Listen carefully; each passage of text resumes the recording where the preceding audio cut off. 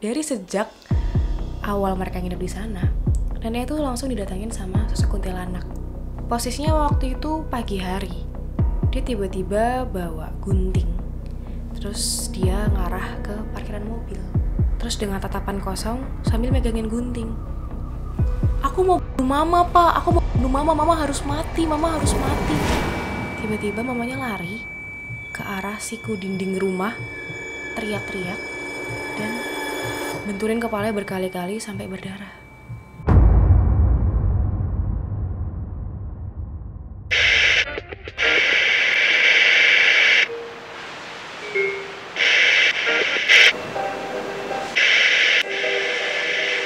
Karena mereka datang ketika lampu dimatikan.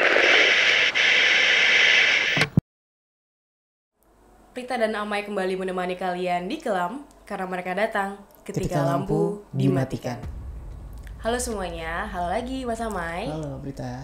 Halo. Ih, kenapa nih? Kamu kayak kelihatan lemes ini loh teman-teman Mas Amai akhir-akhir ini. Soalnya ini sih aku lagi nanganin beberapa case kan memang gitu tentang teror-teror kayak gitulah, metafisik kayak gitu. Nah, yang paling parah itu terornya terus berlanjut gitu, bukan cuman soal kiriman-kiriman paket tidak terduga, tapi juga kayak secara psikisnya juga dikenain gitu loh. Oh, jadi benar-benar udah masuk ke dalam tubuh korban ya berarti? Betul, dan itu berlangsung berhari-hari. Dan ketika aku kesana itu seolah nggak ada apa-apa, tapi ketika aku keluar dari area situ kejadian lagi. Oh, mereka tahu ya ketika kamu mau datang itu mereka udah antisipasi. Wah, parah sih kayak gitu sih. Tapi emang teror tuh paling parah ketika sudah apa, Mas?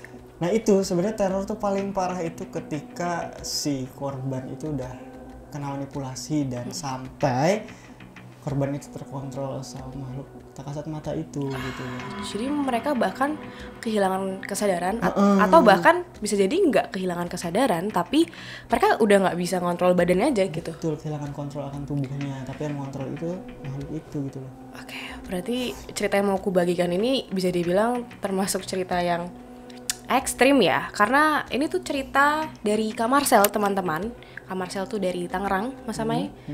Ini tuh soal kehidupan keluarganya Kak Marcel yang awalnya hangat dan harmonis, tapi tiba-tiba berubah menjadi penuh konflik dan keluarganya tuh ngalamin teror dari sosok tak kasat mata.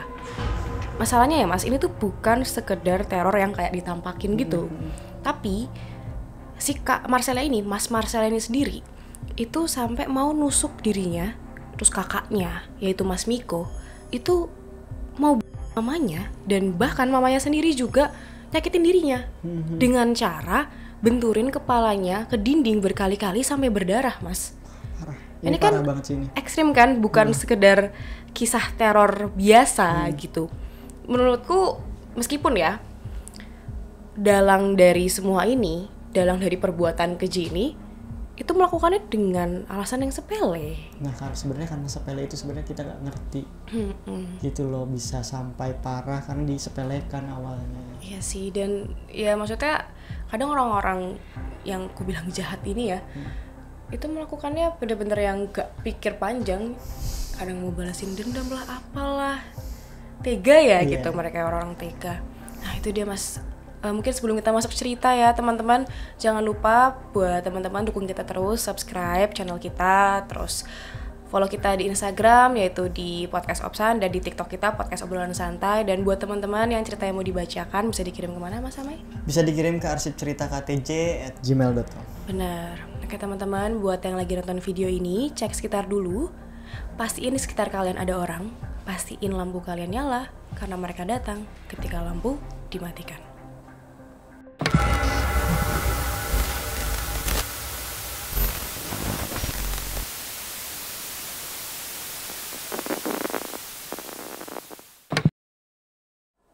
Semua berawal di tahun 1998, tepatnya saat Indonesia dilanda krisis moneter. Di situ keadaan finansial keluarganya Mas Marcel bisa dibilang sangat buruk karena usaha bakery rumahan punya mamanya Mas Marcel ini bangkrut dan papanya berhenti kerja. Dari situ akhirnya papanya Mas Marcel ini pergilah ke Taiwan untuk bekerja menghidupi keluarganya, yang mana itu adalah mamanya Mas Marcel, ada Mbak Nia anak pertama, kemudian Mas Miko, dan terakhir Mas Marcel yang pada saat itu baru berumur 4 tahun, Mas. Sayangnya naas nih, papanya Mas Marcel tuh nggak tahu kalau keberangkatan dia ke Taiwan itu ilegal. Jadi otomatis pas di sana itu kan semuanya dibatasi ya, komunikasi dibatasin, terus gaji jadi nggak bisa dikirim. Ya mau nggak mau kan mamanya Mas Marcel juga harus putar otak dong untuk menyelamatkan kondisi keuangan keluarganya. Akhirnya mamanya Mas Marcel ini sempat jadi sales frozen food gitu di merek yang terkenal pada masa itu lewat sahabatnya namanya Dia. Terus jualan lah dia, jualan. Tapi sayangnya tidak bisa menutup pengeluarannya mereka. Karena pada masa itu daya jualnya frozen food kan masih rendah ya Mas, karena dirasa mahal ya, cukup mahal pada masa-masa itu gitu jelas. Terus dengan kondisi mamanya Mas Marcel ini tidak bisa memenuhi target lah kalau dibilang, menjual produknya secara banyak, ya otomatis kan keuangan mereka semakin menurun, semakin wah udah bingung banget mau gimana, dan hubungan si mamanya ini dengan yang namanya Dia itu jadi merenggang. Ya mungkin karena Dianya juga kecewa kali ya gitu. Terus ya udah mamanya berusaha keras gimana, banting setir mamanya. Jadi kayak penjual minyak pernis. Itu kan cat khusus kayu kan ya, cat khusus kayu kan, benar. Alhamdulillahnya berkat pekerjaan yang baru, mamanya tuh bagaikan kejatuhan bintang tuh loh Mas. Jadi semuanya tiba-tiba ada, keuangan mereka membaik, bahkan mereka bisa beli rumah. Jadi setelah menabung waktu itu pada tahun 2001, itu kan pas banget papanya Mas Marcel udah pulang karena selesai kontrak.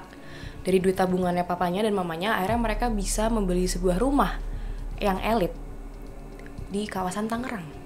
2001 di Tangerang itu mahal, mahal banget itu. Iya kan. Dan itu rumahnya 3 tingkat lah Mas. Ya berarti kan emang wah ya. Jadi berkat usahanya mama dan papanya Mas Marcel. Dia yang tadinya udah jarang ke rumah, itu tiba-tiba deket lagi tuh sama mamanya Mas Marcel. Jadi kayak benar-benar sering main, dan yang deket yang bagaikan saudara tuh loh. Bahkan mamanya Mas Marcel itu sering banget nginep di rumahnya Dia, dan jarang di rumah karena memang posisinya Dia itu cuma tinggal sama anaknya aja, jadi memang sudah janda begitu. Di situ anak-anaknya mamanya ini, jadi Mbak Nia, Mas Miko, Mas Marcel tuh curiga kalau si Dia ini tuh cuma mau memanfaatkan mamanya mereka. Akhirnya lewat Mbak Nia sebagai juru bicara pada saat itu, yang posisinya berumur 18 tahun, Mbak Nia tuh mengutarakan keresahannya ke mamanya. Kok mama tuh ini ya apa enggak terlalu pro banget kayak kesana gitu. Kok malah ninggalin kami semua ini sama ART dan sering banget sama Dia.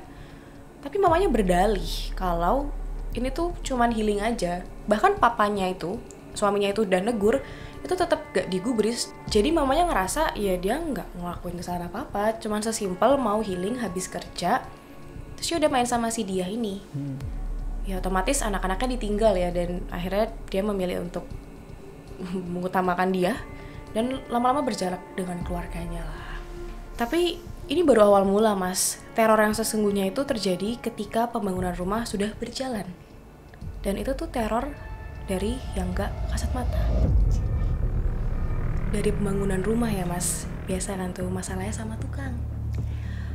Tukangnya itu ada yang jatuh dari lantai 3. Dan di situ mandornya panik ya, khawatir akan terjadi sesuatu dengan pembangunan ini.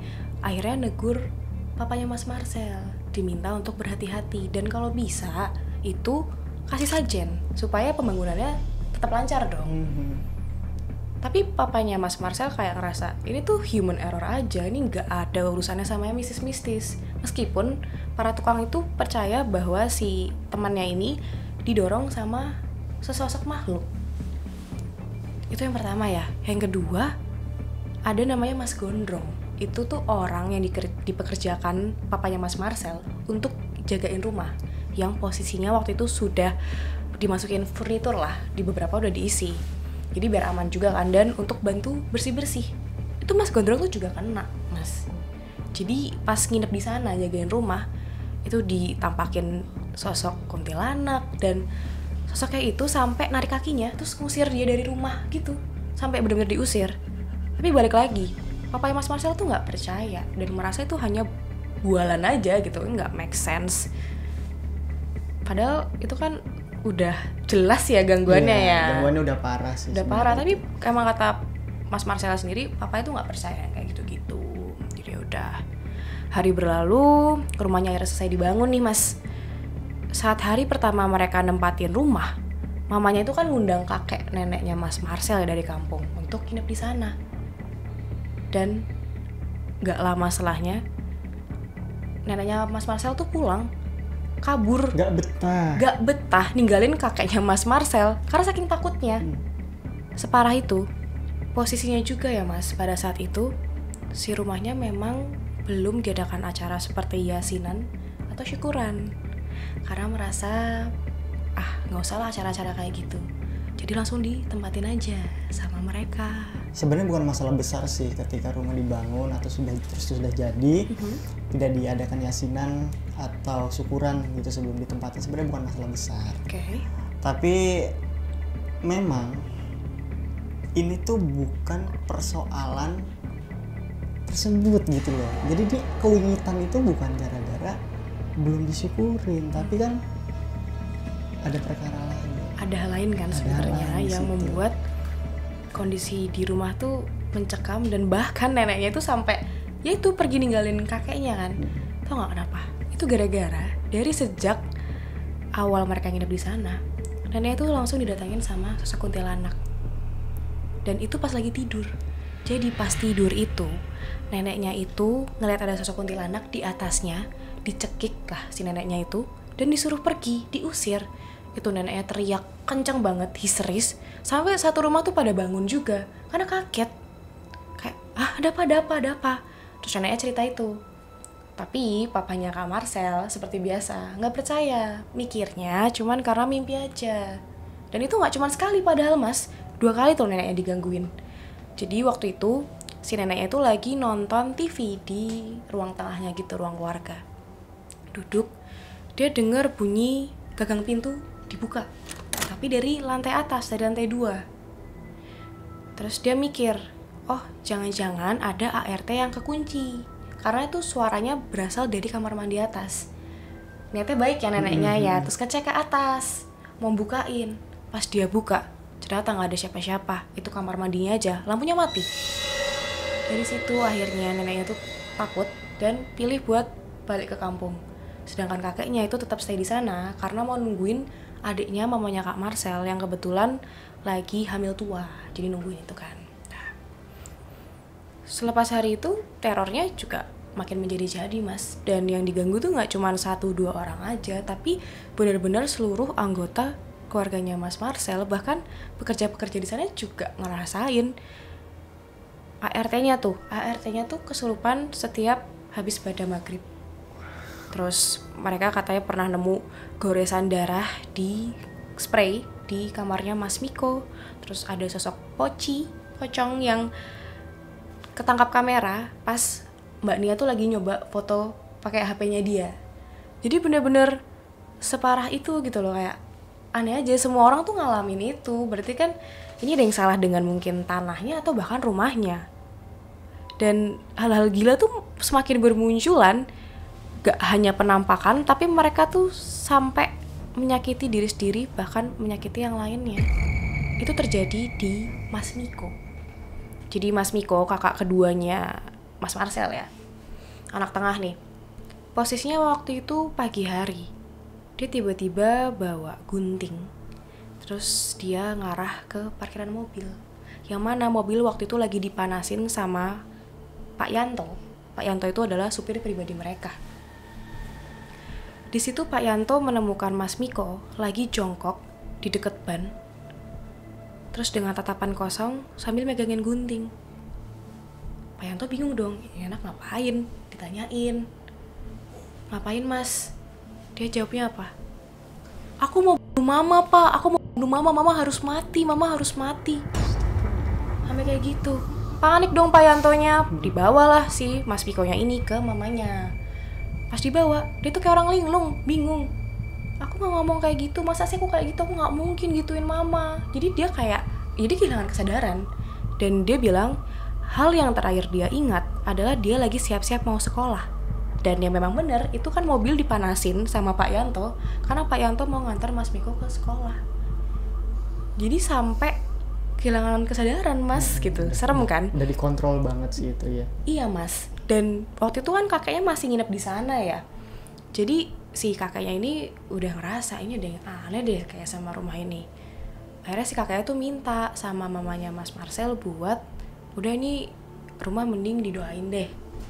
Nurut mamanya, akhirnya didoakan dan dibuatkan pagar gaib. Tapi ternyata itu malah bikin gangguannya makin buruk dan mereka semakin diganggu di jam-jam tertentu katanya, di jam 12, jam 3 sama jam 6 sore. Jadi tuh nggak menyelesaikan masalah ternyata ya Mas gitu. Masalahnya ya Mas, gangguan ini kan nggak main-main ya. Mas Piko sampai kayak gitu dan Mas Marcel pun pernah ngalamin hal yang serupa. Jadi waktu itu dia lagi libur sekolah, lagi nonton TV santai-santai. Tiba-tiba dia dengar ada seorang anak kecil perempuan manggil dia dari arah dapur. Marcel, Marcel. Dia pengen tahu dong. Jalanlah dia ke dapur. Dia ngerasa kayak ketarik untuk ke dapur itu loh. Dia terdorong untuk ngambil pisau daging. Dia angkat pisau dagingnya dan dia menusukin dirinya pakai pisau daging itu. Dia seakan-akan apa ya, udah terkendalikan secara tidak sadar, dia udah kedorong gitu. Dan untungnya dia tuh ditemuin sama ART mereka, sebut saja namanya Mbak Antih ya. Mbak Antih tuh nemuin Mas Marcel dalam kondisi kayak gitu, terus langsung diambil, dijauhin lah dari Mas Marcel si pisaunya. Dan ya udah hilang kesadaran Mas Marcelnya, nggak ngerti, kayak ya dia pengen ngelakuin aja. Dan di situ dia sempat dengar memang samar-samar suara anak perempuan ini bilang, udah nggak apa-apa, ayo, ini cuma sebentar aja sakitnya, nanti kita bisa main-main lagi kok. Jadi kayak emang diajak untuk ya kayak gitu, akhir hidupnya gitu kan, supaya pindah ke alam sana. Iya Mas, dan mamanya tuh juga ikutan kena dimanipulasi. Dan itu tuh bener-bener random, tiba-tiba banget. Waktu itu Mas Marcel yang ngeliat sendiri mamanya dikendaliin sama sosok, dimanipulasiin. Karena hari itu mamanya tuh lagi teleponan sama klien, bener-bener normal aja, lagi teleponan sama klien. Tiba-tiba mamanya lari ke arah siku dinding rumah, teriak-teriak dan benturin kepalanya berkali-kali sampai berdarah. Di situ ada Mas Marcel dan kakeknya. Tapi kakeknya itu sampai nggak bisa berdiri, nggak tahu kenapa, kayak ketahan dan jadi nggak bisa bantuin mamanya. Berarti kan ini bukan teror biasa ya Mas. Dan bener katamu, kayak ini udah paling ekstrim. Iya udah paling ekstrim, udah ngontrol orang lain gitu untuk menyakiti diri sendiri atau menyakiti orang-orang lain, orang-orang terdekatnya malah. Sebelum kejadian itu ya Mas, menurut penuturan salah satu ART-nya Mas Marcel, dia itu memang sempat lihat sosok di depan rumah mereka. Itu posisinya si ART-nya lagi mau nutup pintu gerbang.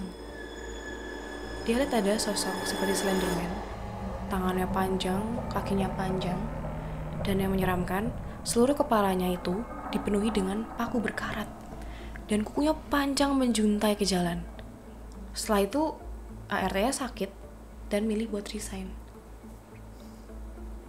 Jadi sosoknya tuh bukan sosok yang umum kita lihat juga ya gitu. Slenderman paku berkarat.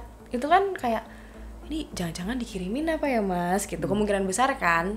Dan semakin lama tuh gangguannya memang makin dahsyat Mas. Selain ditampakin, mereka dimanipulasi dan hawa rumah tuh jadi kerasa panas. Karena aku mengutip apa yang diomongin Mas Marcel ya, rumah yang awalnya terasa hangat dan harmonis itu nggak dia rasain lagi, karena isinya cuma penuh konflik dan berantem terus. Bahkan papanya Mas Marcel tuh sampai ngelakuin KDRT ke mamanya Mas Marcel yang gak jarang itu hampir membuat nyawa mamanya tuh melayang. Karena dihimpit rasa sakit ya mas. Mamanya Mas Marcel pun sampai melakukan percobaan buat mengakhiri hidupnya. Dan itu berkali-kali, dari mulai menenggak racun serangga sampai menenggelamkan diri. Untungnya selalu berhasil diselamatkan mas. Itu separah itu gitu. Aku udah ngerti sih, pasti akhirnya semua orang pingin diakhirin hidupnya di sini, bukan cuman ibunya. Dari awal kita lihat, teman-teman mungkin dengerin juga, udah ada kasus-kasus yang berkaitan sama nyawa di sini. Gitu. Lalu tidak terjadi, masih diselamatkan, masih terselamatkan, dan akhirnya si rumah dibikin panas. Hawanya dibikin gak enak ya mas. Bukan cuman soal hawa di sini, tapi soal fisik. Jadi emang itu apa yang mereka rasakan itu adalah makhluk tersebut itu mencoba untuk ambil alih ke badannya.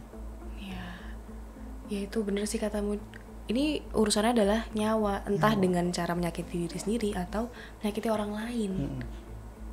Dan ini kan saking ekstrimnya ya mas, mereka juga udah kebingungan nih. Ini tuh kenapa kok bisa sampai kayak gini? Dan mereka ingat kalau menurut penuturan Mas Gondrong, jauh sebelum konflik ini mulai ya, Mas Gondrong itu sempat nemu paku-paku berkarat di bawah kasurnya mamanya Mas Marcel. Waktu itu Mas Gondrong itu diminta buat ganti spray kan. Pas ngangkat, dia itu nemu satu plastik paku berkarat sama bunga-bunga yang udah layu gitu. Terus itu gak cuma sekali mas. Waktu itu Mas Gondrong suka nemu di depan rumah, itu ada satu bungkus isinya nasi basi sama bunga-bunga juga. Jadi kayak ada sajen kiriman tuh loh mas, kelihatan banget. Dan yang paling parah, waktu itu Mas Marcel nemu ada tanah kuburan di depan kamar mamanya. Dan waktu itu dia pulang sekolah. Dia lihat itu, dia panik, dia ngomong sama kakeknya. Kakaknya itu langsung buru-buru ngencingin si tanah kuburannya itu kan, supaya gak terjadi apa-apa, dan disiramin air panas juga. Tapi sayangnya mereka terlambat. Pada hari itu juga, di waktu yang berdekatan, mamanya Mas Marcel dan papanya itu sama-sama kecelakaan dengan mobil masing-masing. Mereka nabrak, dan untung banget mereka cuman luka ringan, jadi masih selamat. Setelah penemuan tanah kuburan itu, semuanya bubrah mas. Usaha papa mamanya itu juga bangkrut. Dan setelah menimba hubungan rumah tangga selama 23 tahun itu, mamanya Mas Marcel gugat cerai ke papanya. Udah parah banget sih, udah. Wah, ini bukan santet yang murahan sih. Ini yang niat banget. Ini niat banget, dan udah pasti banget, aku yakin ini pasti orang deket. Iya. Itu bener mas.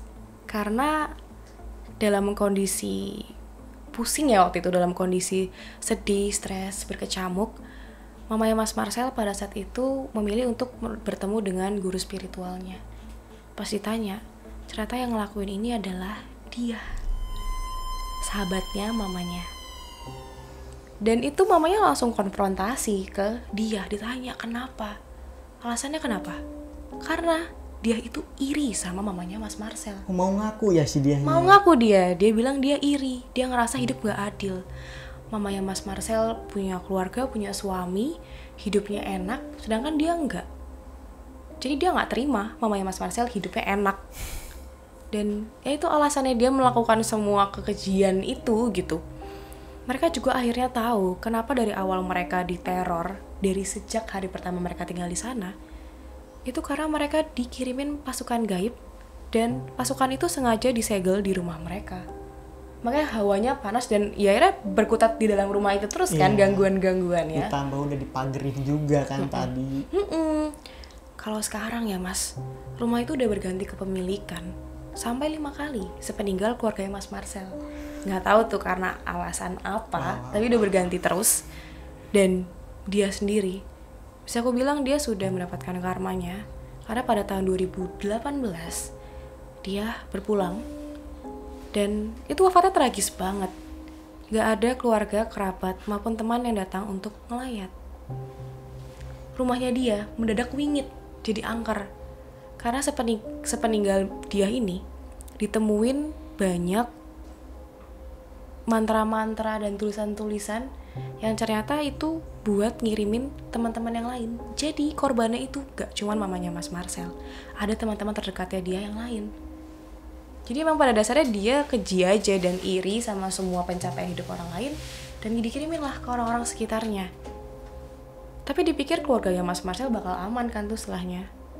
Tapi ternyata bertahun-tahun setelahnya, bahkan itu sekitar 2021 kemarin kalau nggak salah, mamanya Mas Marcel itu diganggu oleh sosok kuntilanak yang wajahnya pucat dan rambutnya tuh gombal berantakan gitu loh.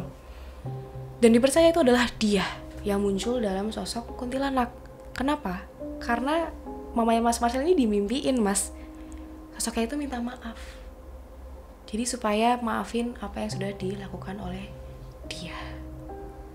Di sini emang Mas Marcel tuh bagiin cerita ke kita karena sejatinya dia percaya bahwa orang-orang yang suka nyakitin kita itu adalah orang-orang terdekat kita.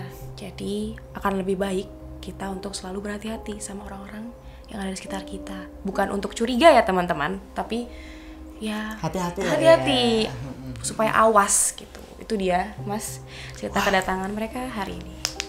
Menarik banget sih.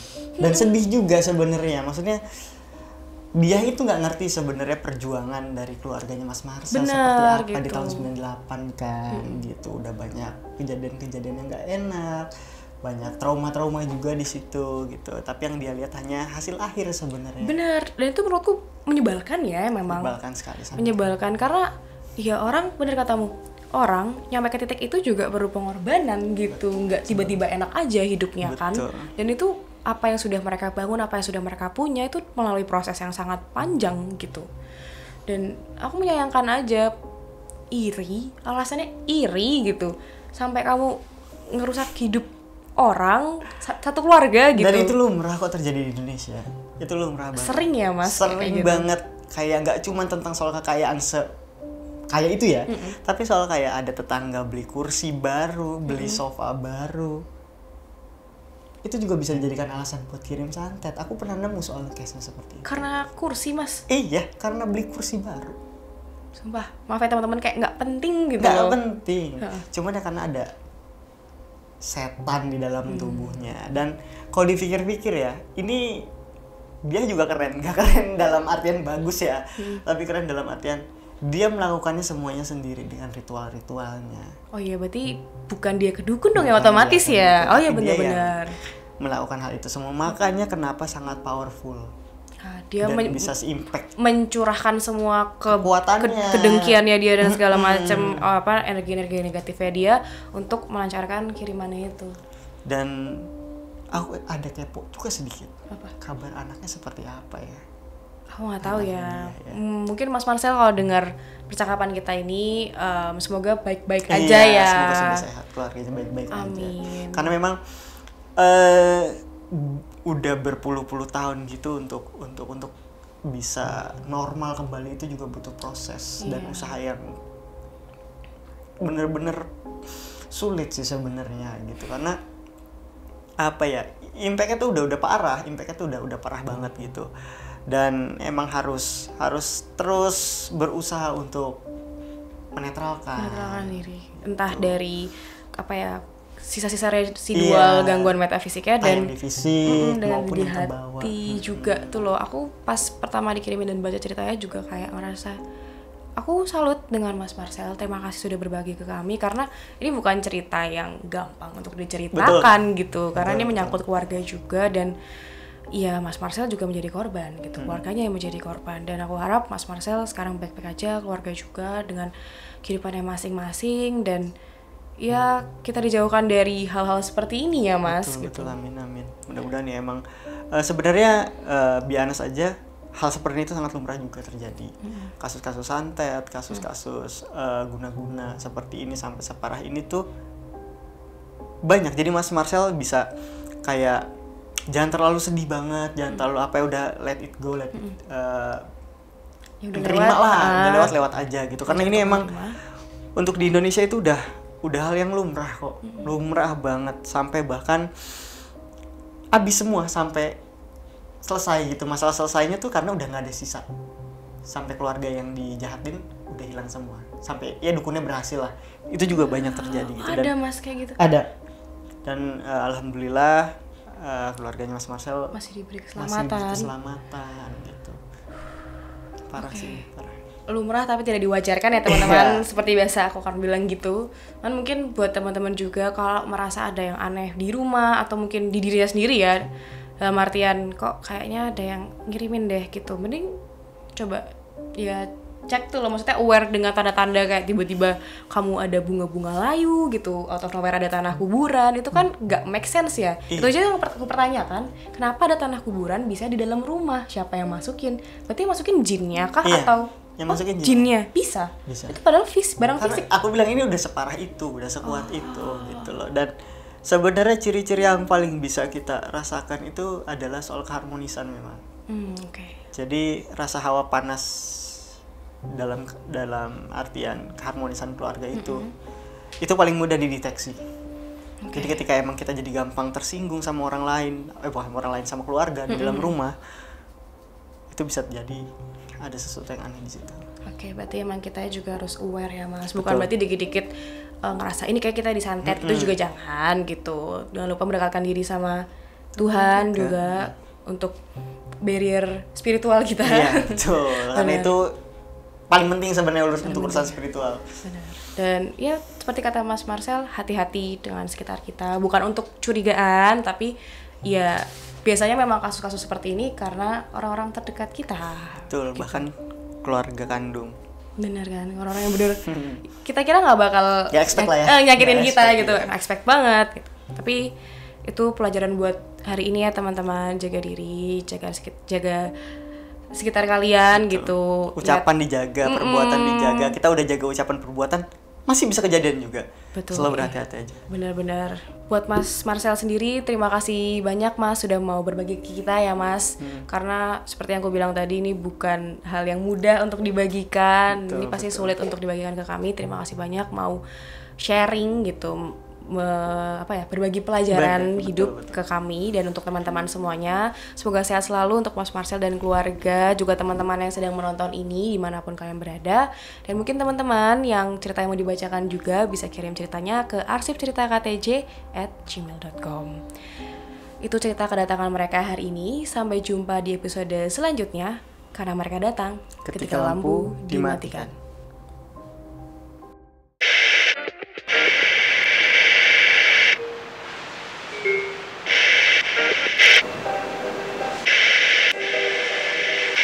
Karena mereka datang ketika lampu dimatikan.